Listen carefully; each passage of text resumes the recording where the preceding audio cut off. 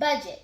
A budget is a spending plan. The idea is to put each dollar to a job or assignment. Some examples are taxes, daily expenses, charity, and savings. Net worth. Net worth is the value of the assets a person or corporation owns, minus the liabilities they owe. Taxes are the things people pay the government for the work they do. Some examples are sales tax, property tax, and income tax. Inflation. Inflation is when prices increase. When prices increase, the value of the dollar decreases. Passive income. Passive income is when you don't have to work for the money. So an example is interest income. Opportunity cost is when you don't have to spend, when you spend your money on something when you could have spent it on something else.